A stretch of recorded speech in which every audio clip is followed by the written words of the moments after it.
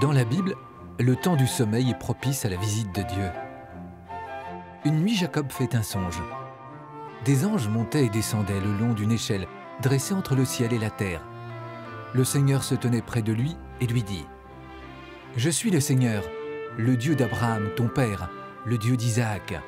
La terre sur laquelle tu es couché, je te la donne, à toi et à tes descendants. » Quand Jacob sort de son sommeil, il s'écrie « Vraiment, le Seigneur est dans ce lieu, et moi je ne le savais pas. » Par ce songe, Dieu révèle sa présence à Jacob.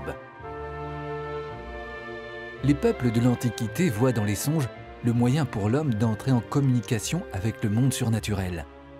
C'est pourquoi leurs rois ont à leur service des personnes qui interprètent les songes.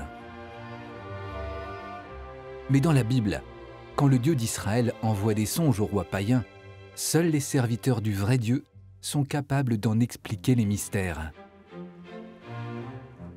C'est le cas de Joseph, le fils de Jacob, qui est apprécié du Pharaon, car il sait interpréter ses songes. Il annonce à celui-ci 7 années d'abondance, suivies de 7 années de famine. Il prévoit des réserves de blé suffisantes et fait venir toute sa famille en Égypte pour les sauver de la faim.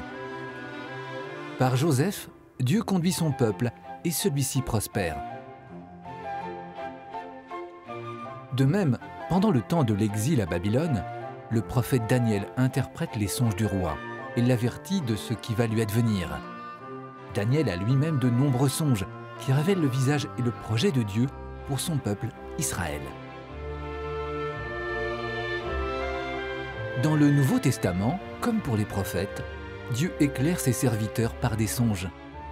Pour guider Joseph dans l'enfance de Jésus, l'ange du Seigneur lui apparaît à plusieurs reprises.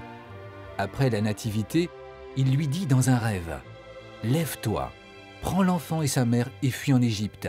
Reste là-bas jusqu'à ce que je t'avertisse, car Hérode va chercher l'enfant pour le faire périr. » Confiant dans la parole de l'ange, Joseph et Marie lui obéissent et le dessein de Dieu peut s'accomplir.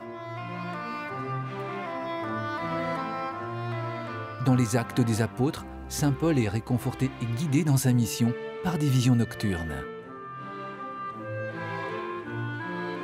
Dans la Bible, Dieu choisit des serviteurs à qui il communique par des songes ses secrets les plus intimes. Une révélation au plus profond d'eux-mêmes, pour qu'à leur tour ces derniers l'annoncent à tous pour le bien du peuple entier.